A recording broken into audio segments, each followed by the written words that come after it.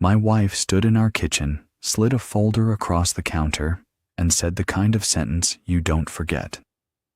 "Sign the papers, Walter, or I start telling people you're losing your mind. Everyone already half believes it anyway."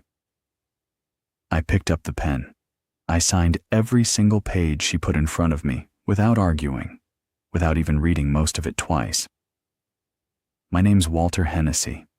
I'm 71 years old. I built a precision tooling company from a single rented workshop 40 years ago into a business that now employs 60 people and supplies parts to 3 major manufacturers. My first wife, Eleanor, passed away from cancer 14 years ago. Diane and I married 11 years ago, a second chapter I genuinely believed, for most of that time, was a good one. About 6 months before that kitchen conversation, things started shifting in ways I noticed, but didn't immediately understand. Diane began mentioning, almost casually, in front of family and old friends, that I'd been having moments lately, forgetting a name at a dinner party, repeating a story I'd apparently already told once that week. Small things. The kind of small things that, told often enough, start to build a narrative in other people's minds before you even realize a narrative is being built. My daughter from my first marriage, Claire, a nurse practitioner who tends to notice things clinically rather than emotionally, called me one afternoon to gently ask if I'd been feeling okay lately, explaining that Diane had mentioned some concerns to her at a family gathering I hadn't even been part of. I told Claire I felt completely normal. She believed me mostly, but I could hear the small seed of doubt Diane had planted, even in my own daughter. The thing that actually changed everything happened almost by accident. Our home printer had been jamming for weeks, and I finally sat down myself to clear it out and found several sheets still queued in the tray, pages Diane had apparently printed and forgotten to collect. It was a draft petition for limited guardianship, prepared by an attorney I'd never heard of, citing early signs of cognitive decline and vulnerability to poor financial decision-making as grounds for transferring control of my personal and business finances to Diane as my legal guardian. Stapled behind it was something that explained the timeline far more clearly than the guardianship language did. A printed email exchange between Diane and a business consultant named Derek Voss. Someone I vaguely recognized as a contractor she'd hired the previous year for a kitchen renovation. The emails weren't about cabinetry. They discussed a struggling real estate venture Derek was involved in, one that needed a significant injection of capital, and they discussed it in a tone that made the nature of their relationship fairly unambiguous, well beyond anything professional. I sat at my own kitchen table for almost an hour with those pages in front of me, recalibrating an entire decade of my life in a single sitting. I didn't confront Diane that day. I've learned, over 4 decades of running a business through recessions, lawsuits, and difficult negotiations, that reacting immediately rarely serves you as well as understanding your full position first. I called my own attorney, Martin Reyes, a man who'd handled my business's legal matters for almost 20 years. I explained everything I'd found. Martin's advice was immediate and specific. Get an independent neuropsychological evaluation done as soon as possible, from a clinician with no connection to Diane or her attorney whatsoever, creating a clean, dated, medically documented record of my actual cognitive state before any guardianship petition could be filed.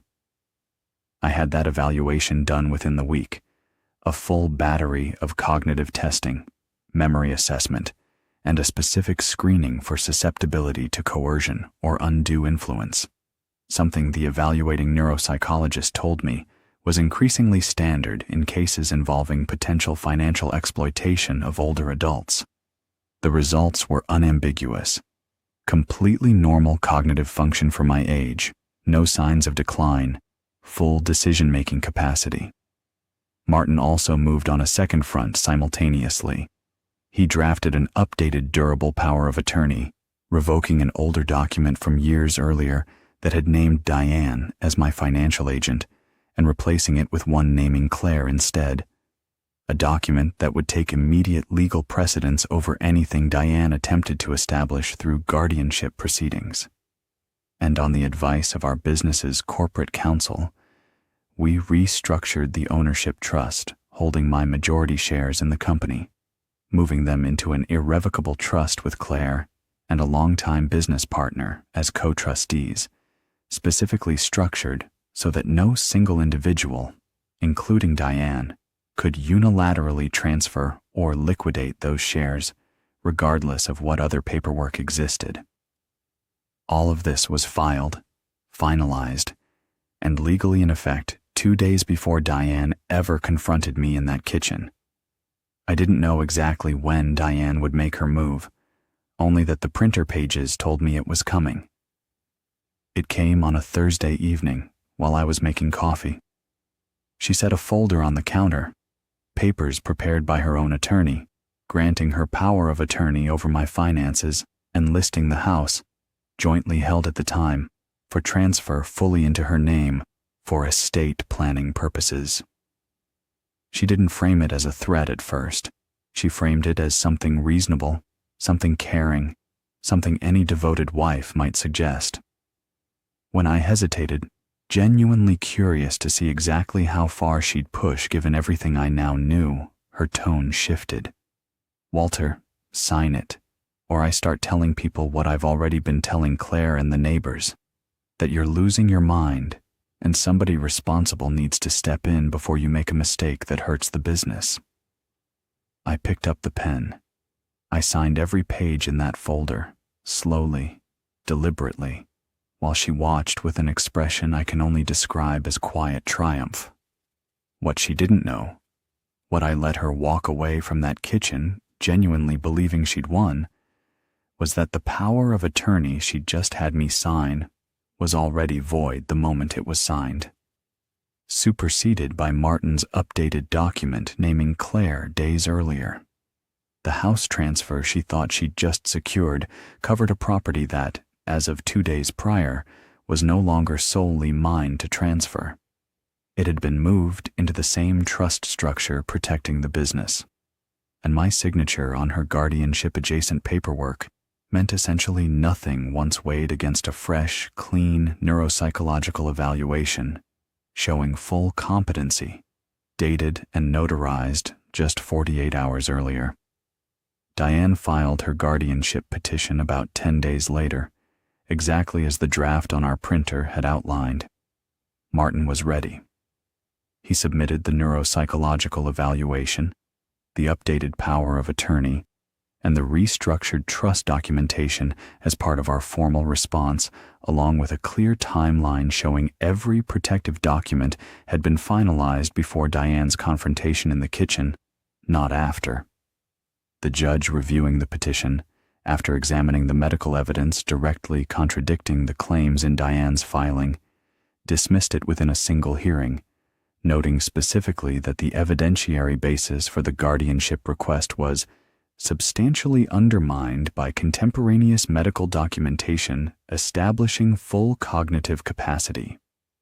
Diane's attorney, once the actual paper trail became clear, including, eventually, the printer pages I'd kept copies of, quietly advised her that continuing to pursue this path carried real legal risk of its own, particularly once Derek Voss's name and the real estate venture entered the broader picture during discovery.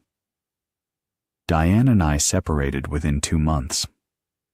The divorce, once all the underlying facts were laid out clearly, moved through without much of the drawn-out conflict either of us might have once expected, mostly because there genuinely wasn't much left to argue about once the trust structure and the legitimate medical record had already settled most of the practical questions in advance. I found out, eventually, through Claire, that Derek's real estate venture had collapsed entirely about 4 months after all of this, taking a significant amount of his own money down with it, money that, had Diane's original plan succeeded, would very likely have come from my business instead. Claire and I are closer now than we've been in years, partly because that entire ordeal forced a level of honesty between us that hadn't existed before. She still works as a nurse practitioner, still notices things clinically rather than emotionally, and still, every few months, gently asks how I'm actually doing. Except now, I know exactly why she's asking, and I trust completely that the answer matters to her. I think about that kitchen often, not with anger anymore, mostly with a strange kind of clarity. Diane stood there fully convinced she'd just secured control over 4 decades of my work with a single signature. She had no idea that the real protection had already been built, quietly, 2 days earlier, by a man who'd learned a long time ago that the strongest move in any negotiation is rarely the loudest one. I signed every page she put in front of me that night. I just made sure, beforehand, that her signature would matter far less than mine ever would. If this story got to you, the next one is even more unexpected. Subscribe and turn on notifications so you don't miss it.